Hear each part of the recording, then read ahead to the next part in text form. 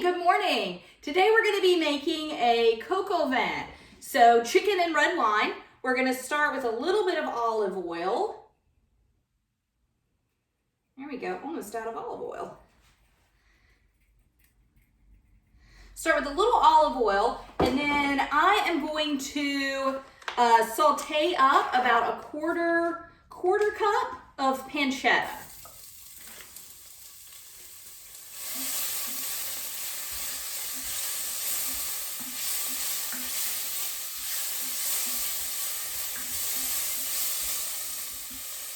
So you just want to get your pancetta nice and crisp, kind of rendered down, get the fat to cook out of it. You don't want to put it in a dry pan though. I've tried that before, thinking that it had enough fat in it that it would saute itself, but it does need a little bit of fat just to kind of get it started. So that's why I put the olive oil in. You don't need a whole lot though.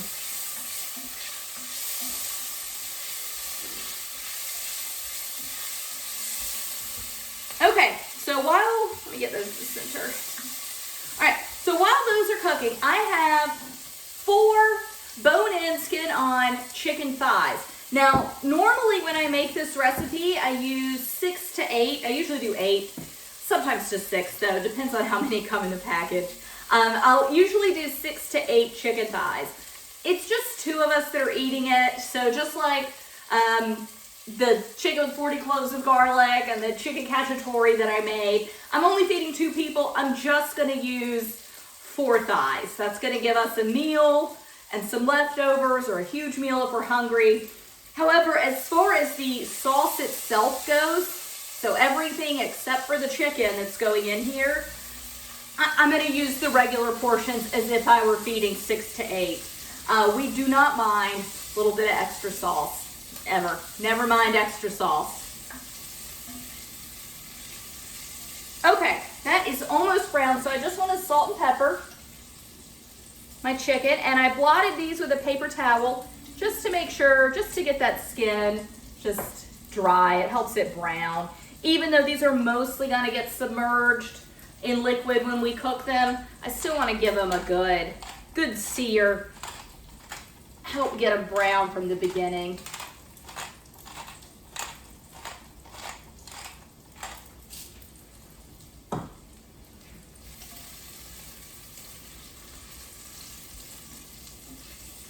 Okay, so that pancetta is about browned, so I'm gonna just scoop it out, and you would do it just like you do if you were cooking bacon. You just wanna remove it to some paper towels, help some of that fat drain off.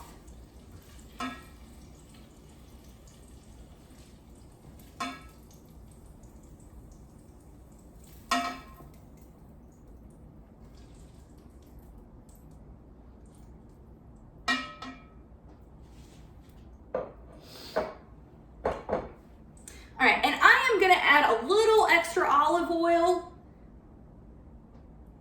All right, so chicken is going in, skin side down.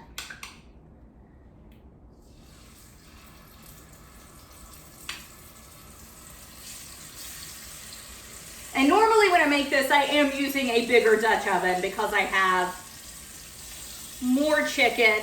But if your Dutch oven isn't big enough, you could do it in batches.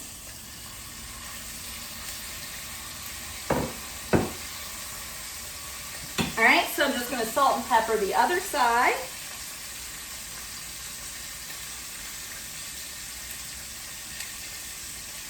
A little more.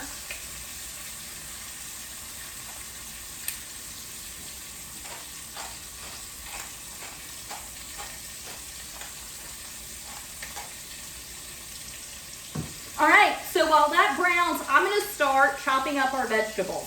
So I'm gonna start with an onion. So list of vegetables, I'm doing 1 onion, 2 stalks of celery, 2 carrots, 1 leek, which I've already washed and cut up, 8 ounces of mushrooms. Normally I do about 4 cloves of garlic. I've got 2 pretty large ones, so I'm just gonna do the 2. And then just a handful of thyme that I ran out in the rain to my garden to get this morning. So I'm gonna start by just chopping up this onion.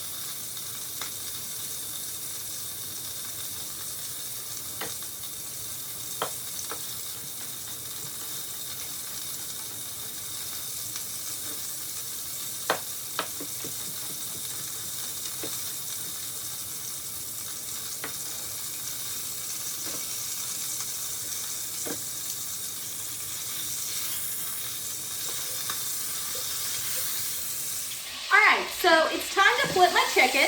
So I've got a good brown skin side, so just give it all a flip.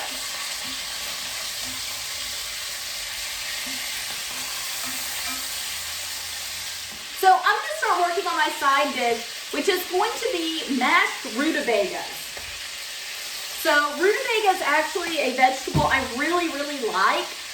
It is not something you see that often on menus. They're pretty much in the grocery store when you go in there, though. They're sold near the turnips. So this is a rutabaga.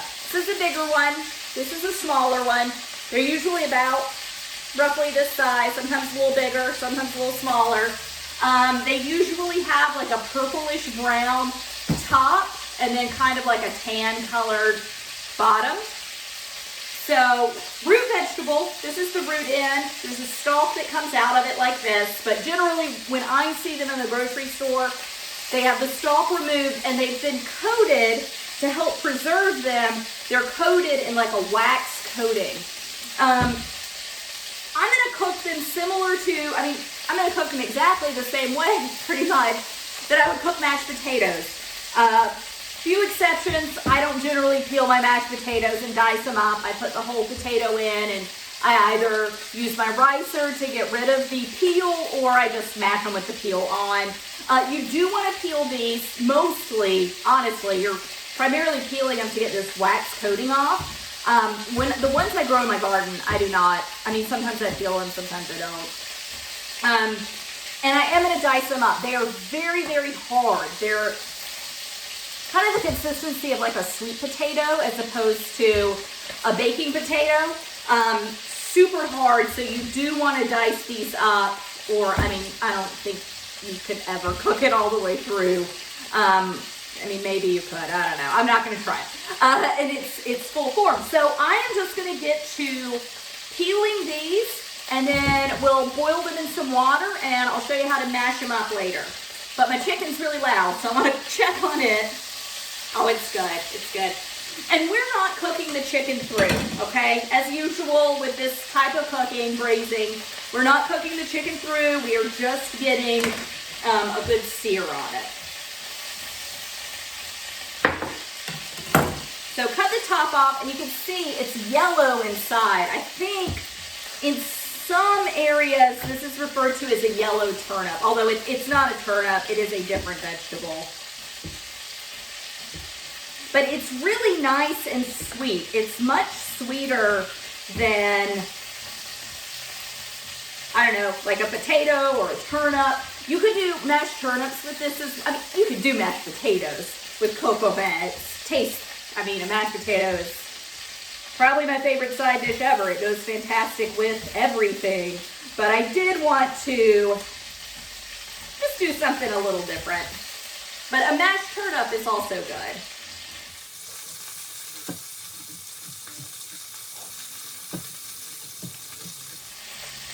They're so big, it's a little hard to hold.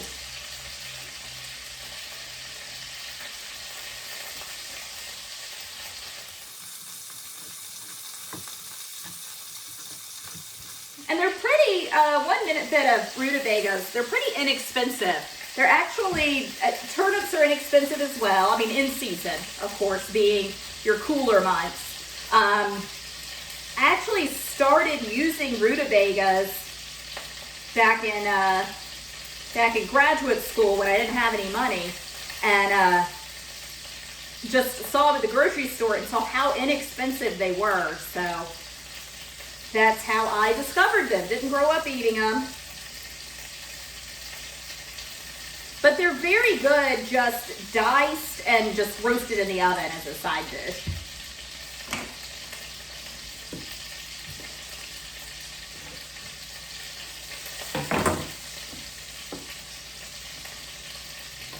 Okay, just give this top a cut off. And let me check this chicken. So with the chicken, oh, it's getting good and brown.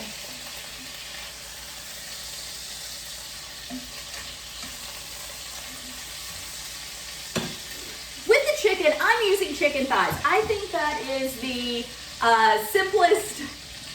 simplest way to do Coq Au Vin is using chicken thighs. You could use chicken leg quarters. However, I generally don't. So a leg quarter being really inexpensive in the grocery store, I love using leg quarters if I'm making like a stew or a pot pie, something where I'm going to shred the chicken up. But with Coq Au Vin, you're not going to shred the chicken. You are actually just you're going to cut into it, like with a knife and fork. So for me, the leg quarter, because it's the thigh and the leg attached together, it's just a lot of bones to kind of negotiate with a knife. I mean, a bone-in chicken thigh is difficult enough to do with the knife, so I don't want to add any more bones to it. You could do a whole chicken that's been cut up, or you could buy a whole chicken and cut it up yourself. I would use the breasts, the thighs, and I would use the legs. Depending on the size of the breasts, you could just cut them in half and get 8 pieces, or you could just do 6 pieces. I don't think the wings are big enough to mess with. Whenever I have broken down an entire chicken, I have just thrown the wings in the bag, like my bag I keep in my freezer where I save bones to make stock. I just throw the wings in with that. I don't really think they're big enough to mess with, but if you have small children or something, that might be perfect for them. But I do just like to use chicken thighs. They're inexpensive, but they're so convenient. Okay, I'm gonna set these aside for a minute and turn back to the chicken, which is ready to come out. Yeah. So it is not cooked all the way through, so I can put it back on this raw plate. That is fine. The chicken's gonna go back in the pot and I'll finish cooking it later. So it is not safe to eat yet anyway. Okay, so we've got olive oil, pancetta fat, chicken fat. First thing I'm gonna get in is my onion. Followed right behind with my celery and my carrot. So this is like a French peasant dish. It is very rustic cooking. Because it has a French name, I think we like to pretend it's really fancy. I certainly do. I certainly use this. This is great. I generally make this for entertaining. I'm making it for you guys today. I'm not entertaining, but usually when I make this dish, it is to entertain, which is why I normally use 6 to 8 chicken thighs, because I've got guests over. So I'm just gonna salt and pepper this.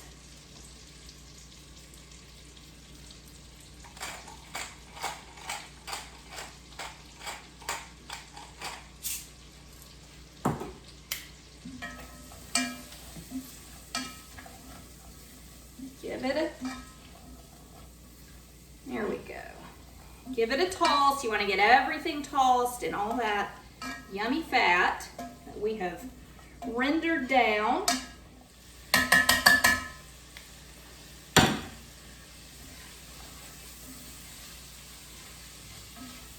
So as with most dishes that braise, this takes a long time to cook, but the actual hands-on involved time is not that terrible. You're browning chicken on both sides, you're sauteing some vegetables, and you do want to get the vegetables, I need to stop messing with them, you do want them to start to get pretty good and brown. You want them to get a good sear, you want those flavors to start to come out. You don't want, this is not a dish where you want to have like a crisp, raw vegetable taste, right? This is not a stir fry. This is a slow cooked meal. I would say that if you can do this meal in an hour and a half, you're doing great. That's really fast. It's usually more like 2 to even 2.5 hours. And there's a couple of methods for how you can cook this. You can just, obviously you're going to start it on the stovetop. You can continue cooking it on the stovetop, cover it, just let it cook on low for a few hours. You can also pop it in your oven at about 300. You want to do it on a lower temperature and just let it cook. I'm probably going to choose the oven method. Just a little more hands-off, not even hands-off, just a little more, like you can just forget about it, a little easier than if it's on your stovetop. So once you get kind of this part over with, it's very simple after that. Okay, so we'll go back to the rutabagas. I am just going to chop them up and get them in this pan, and then I will just, nothing interesting after that. I'm just gonna put them on the stove and boil them till they're fork tender.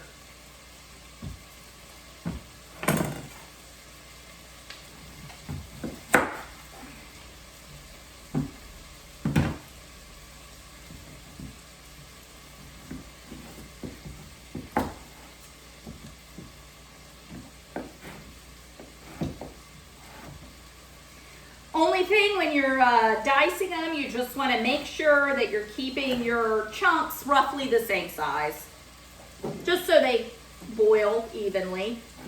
Doesn't have to be perfect, but similar size.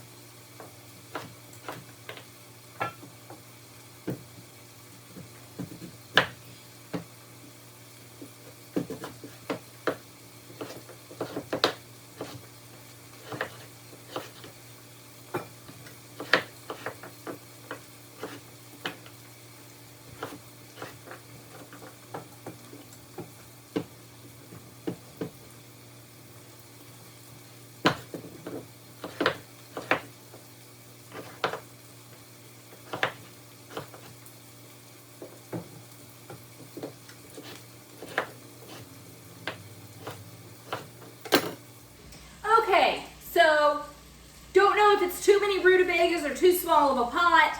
Pretty full though. I'm gonna go with it.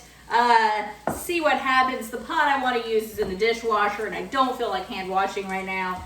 So I'm gonna go ahead, some of them are gonna steam on top and some of them are gonna freely boil. It's gonna be all right though. All right, so my vegetables are starting to get some nice browning on them, getting a little bit of stickage to the bottom, which is not a bad thing. In this style of cooking, not a bad thing. So the next thing I'm gonna do is I'm gonna get my leek in here. So this is one leek. So I went ahead and cleaned it just because it takes a little bit of time to do. Cut the you can see I have a lot of green that I still use. A lot of folks just use the white and the light green. I like, especially when you're braising like this, I like the dark green. I don't think it's too tough. I think it's a huge waste of money to throw the dark green out. So what I do is I cut about 1 inch off the green part on the top, cut the root end off, slice it long ways down the middle, go across, cut it into half moons, put it in a bowl of water, and I kind of agitate it around and all the dirt comes out. Leeks are notoriously dirty. Let them sit in that water for 5-10 minutes, let that dirt settle to the bottom, and then you just kind of go in with your hands, or you could go in with a strainer and just scoop. You don't want to mix, you don't want to stir what's on the bottom because all the dirt's on the bottom. You're just going to scoop out the leeks. They float up to the top, then you're going to dry them off on a towel. So that's why they're on this towel. So I'm just going to pick the towel up and get the leeks in here.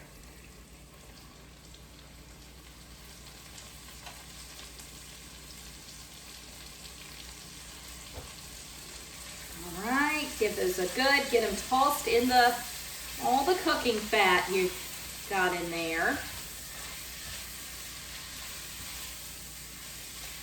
And I'm going to go ahead and put my garlic in. So leeks are in the onion family. You could just do one or the other. They bring a slightly different taste. You know, as I said, I kind of like to use this when I'm entertaining. I don't cook with leeks that often, so for me, it's kind of a way to fancy a dish up a little bit. But they provide a different texture, they provide a different visual, interest in the meal or in the dish. And I think that there's a subtly different flavor between them. Leeks kind of onion flavor is a little bit less pronounced, cooks up a little bit differently. I really like the combination of the two. If you don't care for leeks or you think it's I love cooked onion. So if you think it's overpoweringly overpoweringly onion flavored to use an onion and a leek, just do one or the other. That's fine. And, I'm not going to judge you if you don't want to use the dark green tops either.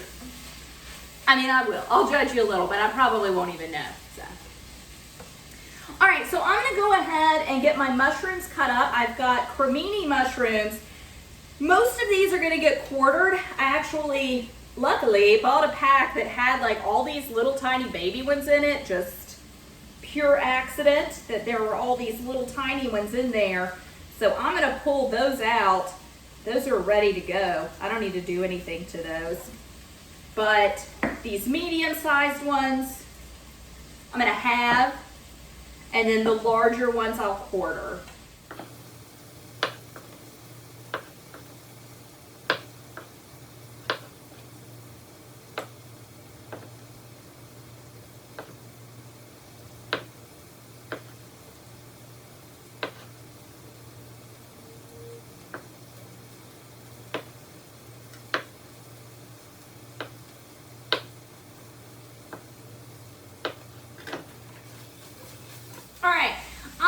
Go ahead and get all these mushrooms in there.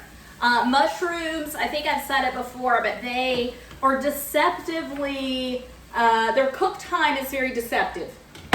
I look at a mushroom and I say that's flimsy, there's nothing to it, that should cook like that.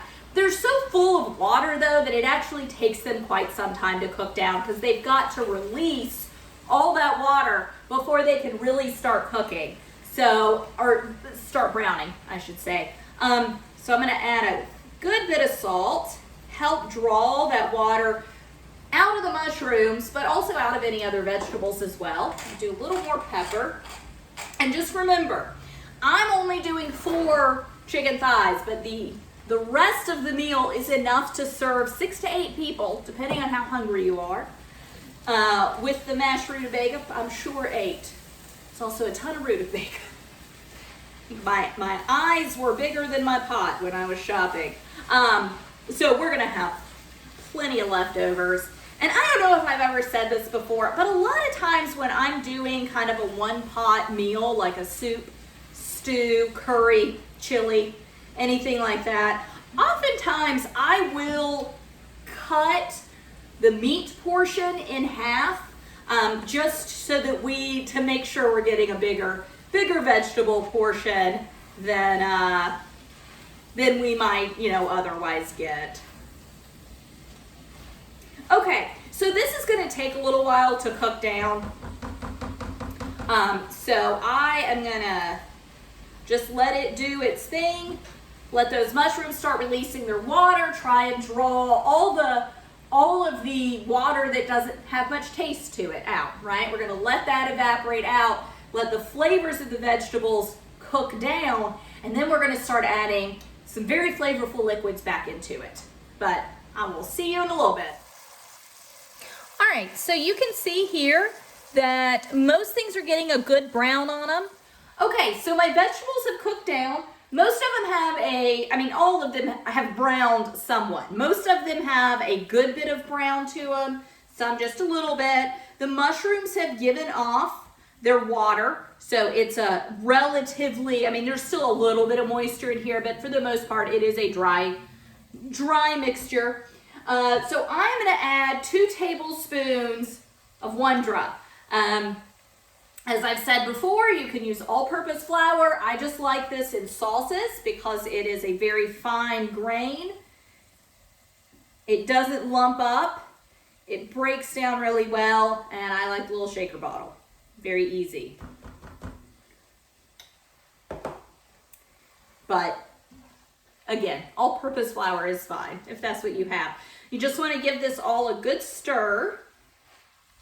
Make sure to get all the flour coated in what little bit of moisture that's left. And so it's going to we're starting to really make our sauce now.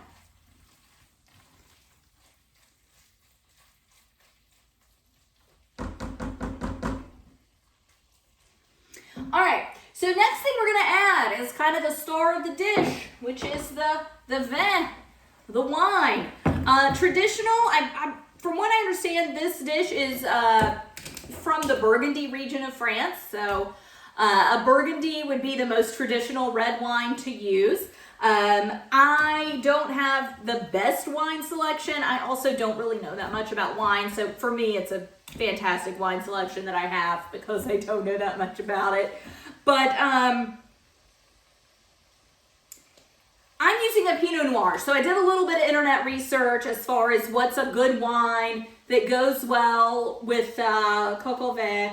And while Burgundy is traditional, apparently the Pinot Noir grape is also one that is grown in the Burgundy region. So it's not crazy to use a Pinot Noir. That is a very easy wine to find.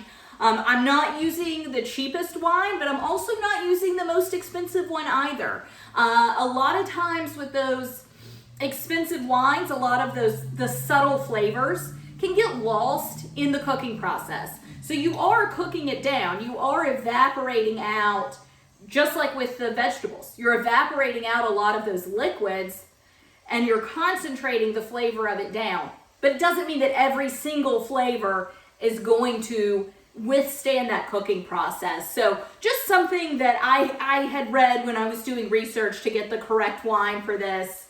I don't know, it was interesting to read that because I've heard before you want to use like a nicer wine to cook with just because it's going to, concentrate down. You definitely do want to use a wine you would drink, right? So if it's a wine you don't want to drink, then you don't want to cook with it either. But don't feel like you have to use a more expensive wine for cooking because the flavors get concentrated. it just entirely changes when it cooks, okay? Concentration of flavors is just part of what happens. So anyway, Pinot Noir, mid-range Pinot Noir. And I'm just gonna measure out 2 cups. There's a little over 3 cups, I believe, in a standard bottle of wine. So that is gonna leave a couple glasses of wine to have with the meal. All right, so we're gonna put this in to deglaze.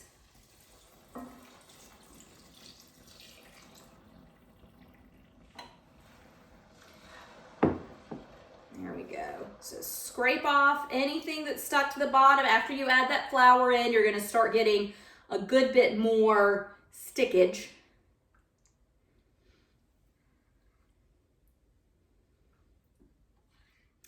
And just like with any other wine, we want to wait.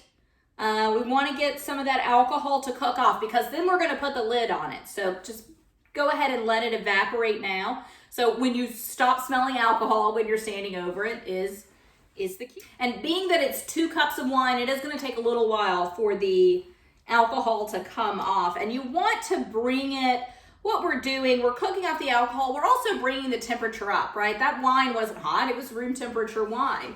And it's kind of cool in my house, which is to say it's about a 64-degree wine. So, you know, we want, so it's cooled the wine or the dish down a good bit. So we want to bring it back up to the heat that it was at, right? So we want to bring it back up to a simmer, and then we'll get our chicken added back in, our pancetta. We're going to throw in our thyme, which looks great. This is one of the only herbs that withstood winter. I've still got cilantro out there too. Okay, so I no longer smell alcohol over my wine, so I'm gonna add in 1 cup of chicken stock. So I've got a pint, just half of it left though. I've already used the other half. So 1 cup of chicken stock. I'm gonna add my pancetta back in.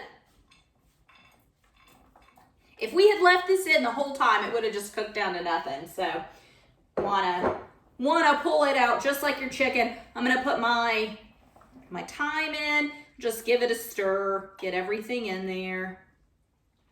Submerged in the liquid. Ooh, I do wanna do a little salt and pepper, right? We've added a fair amount of liquid, but no seasoning, right? No salt or pepper in the wine, and no salt or pepper in the, well, a little pepper, but no salt in the chicken stock.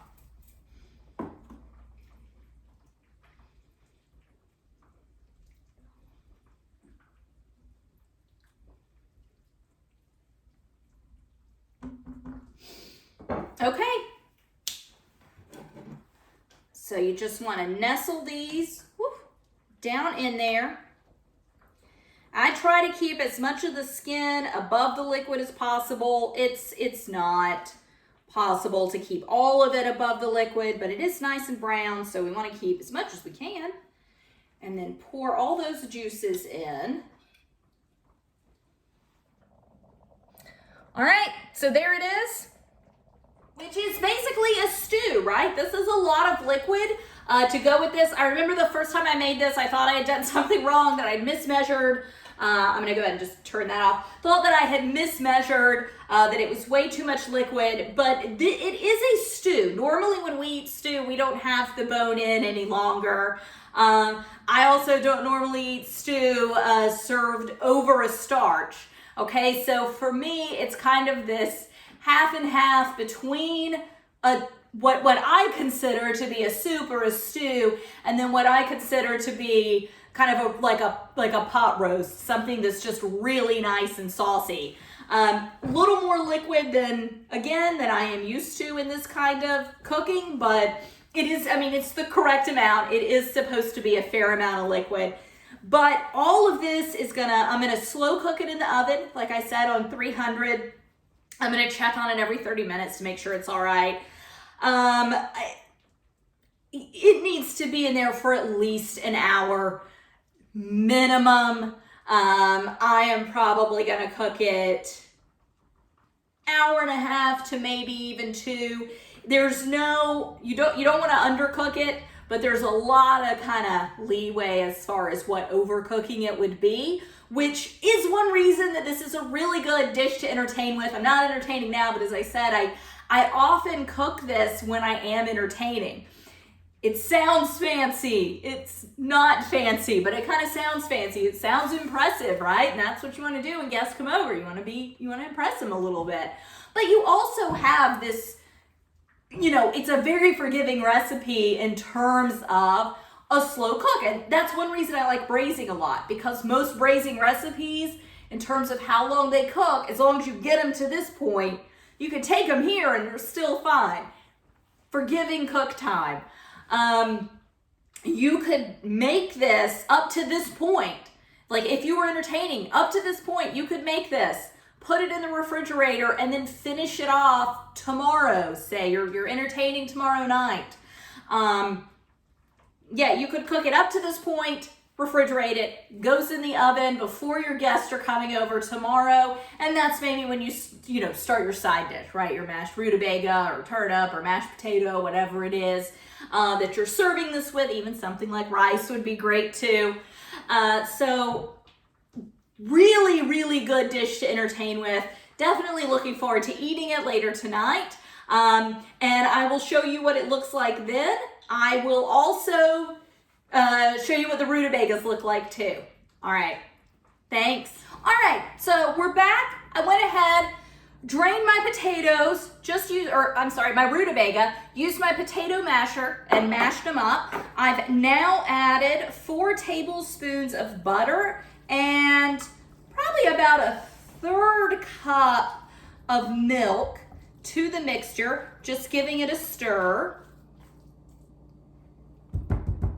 I've also added salt and pepper to it, and there was salt in the water that these were cooked in, so they already have a little bit of salt in them. I'm going to add just a little bit more milk. So I would say all in, I've probably got about 1/2 cup. I did not weigh those rutabagas though, so I judged them just by size. I had a large one and a medium. So I'm honestly not sure of the exact proportional measurements for mashed rutabaga.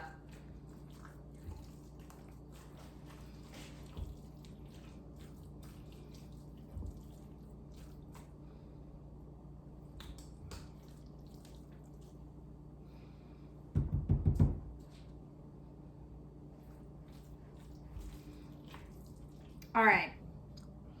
So there, just kind of a close-up of the mashed rutabagas. You can see how they're a nice yellow color. You're gonna go great with the Coq Au Vin when it's done cooking. And I'm just gonna clean up. I'll show you what everything looks like when it's done. But thanks for joining me. Bye.